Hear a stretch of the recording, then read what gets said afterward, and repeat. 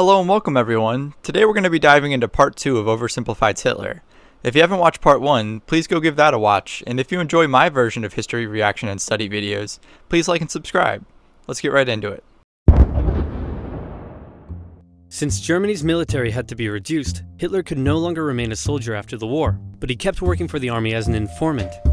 After the war, communists in Germany had attempted a revolution, and the government was worried about communism in general. So Hitler was tasked with infiltrating and reporting on any new political parties that could pose a communist threat. A new party called the German Workers' Party threw up a whole bunch of red flags, so Hitler went along to one of their meetings, but found that they weren't communist at all. They were extreme right and shared many of his extreme beliefs, so he left the army and signed up to join the party. His fantastic speaking abilities impressed the party's leadership and supporters, and he very quickly rose to the top. He decided Yeah, I think within a year of joining the party, he actually was in charge of the party. But his first role in the party was he was head of propaganda, and this role was really pivotal to him later in his career because it really showed him how important propaganda was and how powerful it could be. And this is why when Joseph Goebbels,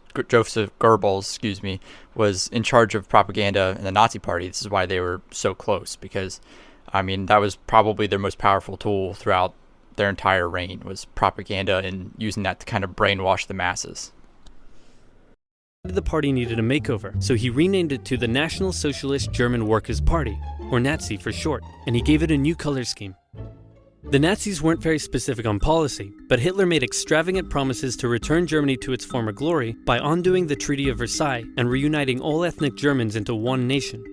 He also said that only pure Aryan people should be allowed to be citizens and that all Jews would lose their citizenship. These ideas were already common in extreme right politics, but what set the Nazis apart was Hitler himself, and they quickly became the leading party.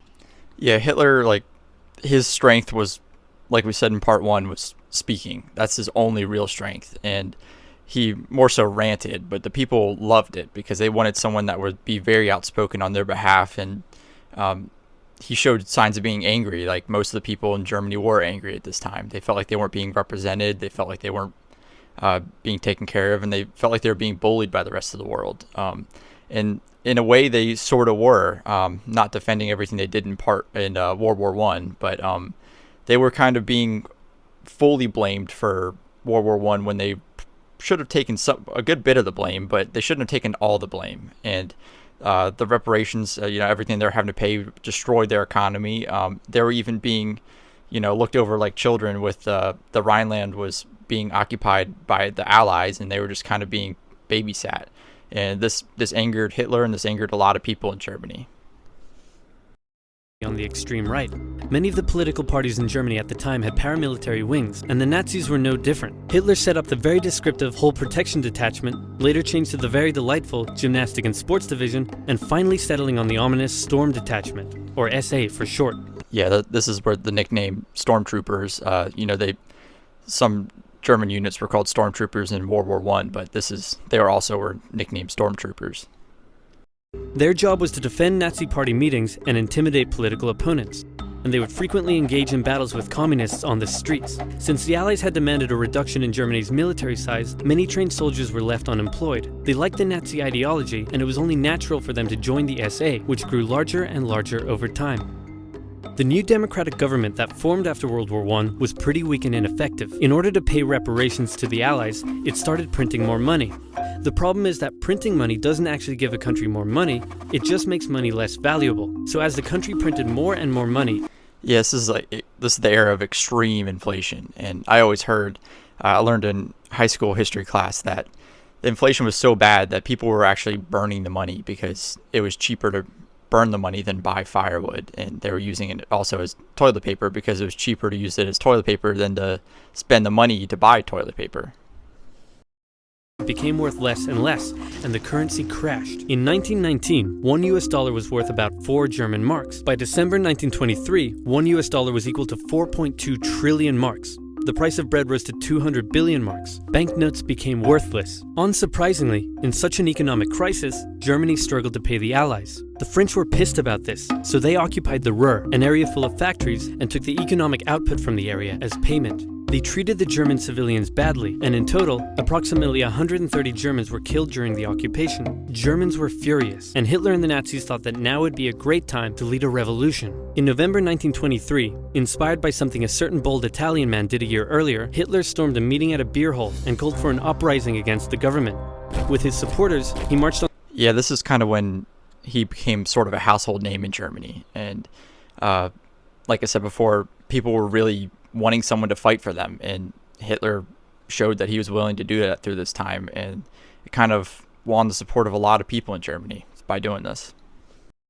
On the streets of Munich, hoping the police would join his side. They did not.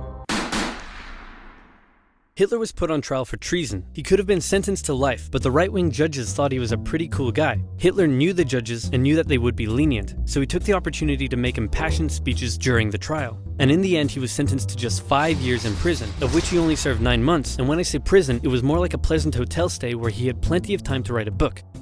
The whole affair was covered by the media nationwide, and it made Hitler famous. Hitler and his extreme message were now known throughout. Yeah, not only did it make him famous, it made him rich. And he sold so many copies that I found in my research that it was equivalent to around 5 million euros in today's money. So he wasn't exactly poor at this time, but it elevated him to a next level where he was wealthy and he was even paid to go travel around and speak from this point on.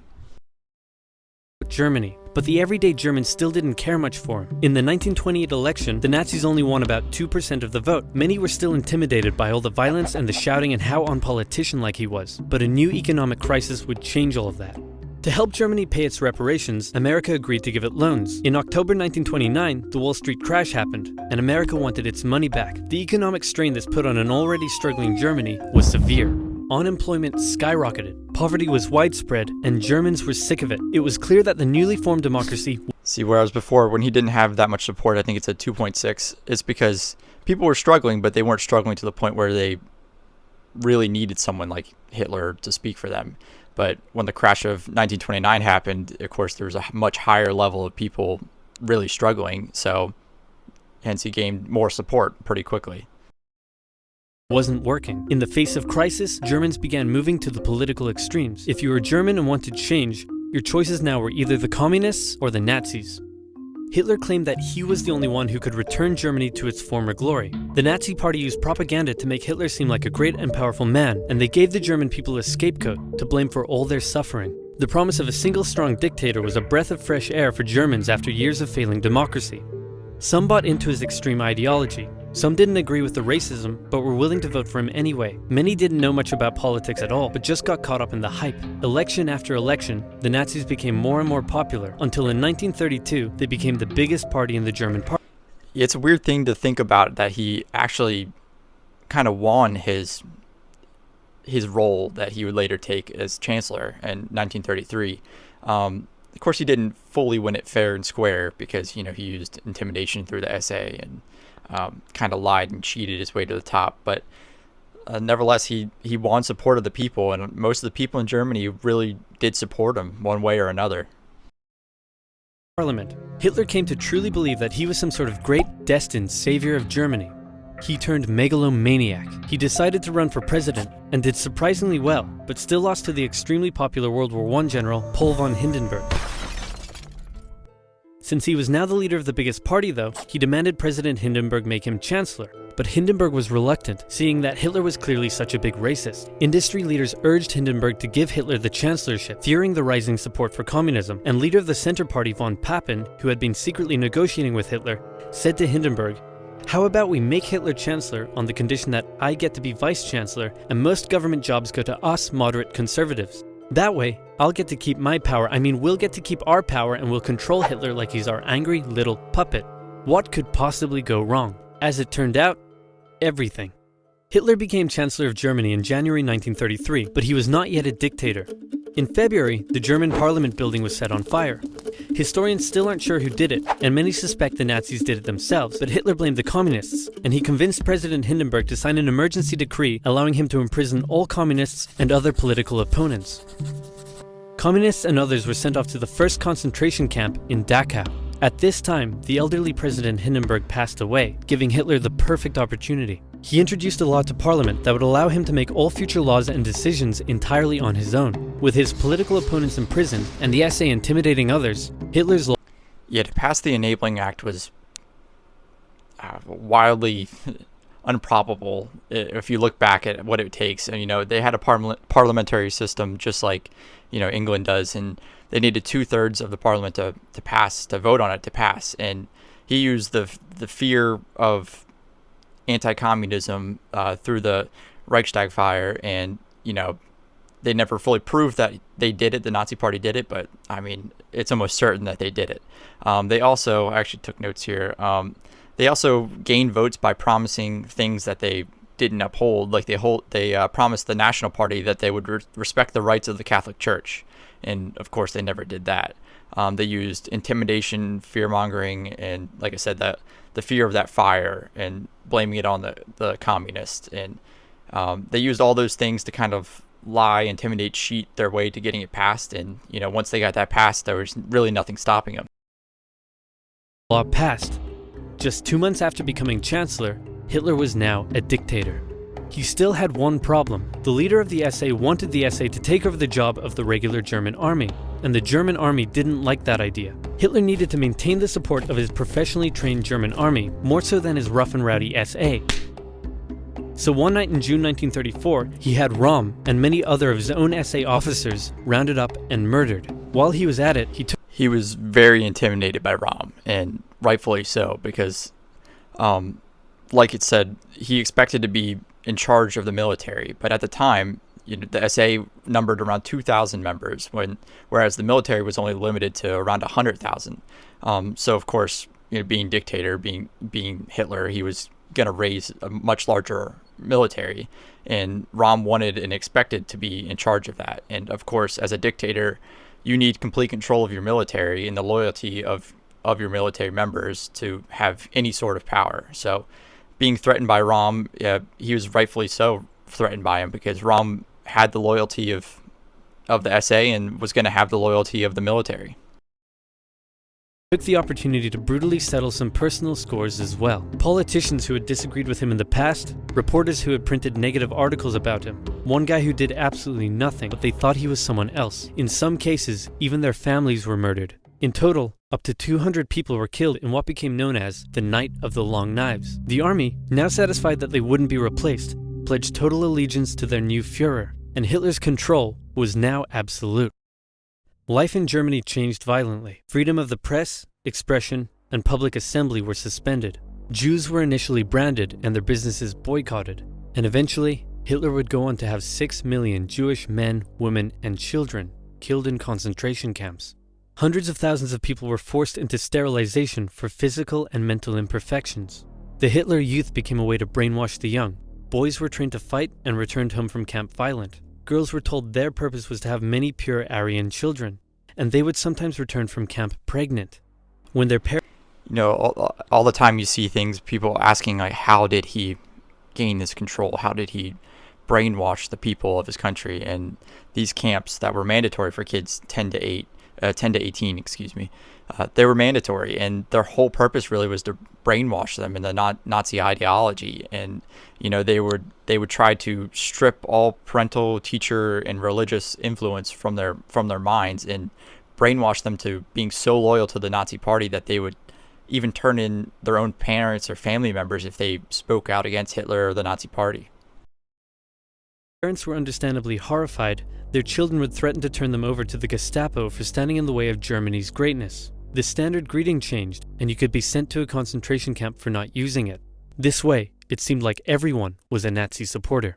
If you dared oppose Hitler or speak out against him in any way, you also would be sent to a concentration camp. German nationalism captivated the young Adolf. Extreme ideology and anti-Semitism festered in him as a young man living a hard life on the streets. Germany's defeat in the First World War filled him with hatred and a thirst for vengeance. A political movement that treated him like a god, and hundreds of thousands looking up to him as their savior, made him a megalomaniac. And soon, his aggressive foreign policies would drag the world into a second tragic global conflict, otherwise known as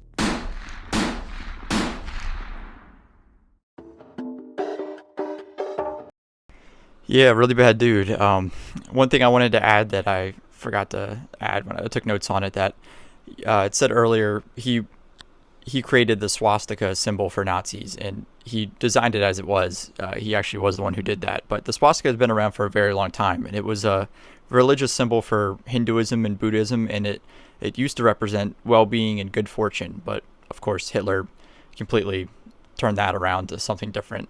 I hope you enjoyed this React and Study video. I've really enjoyed doing these, and I've learned a lot in the first two videos, so I hope to put out a lot more in the future, and probably going to put out about one or two next week. So please like and subscribe if you'd like to see more. Thank you.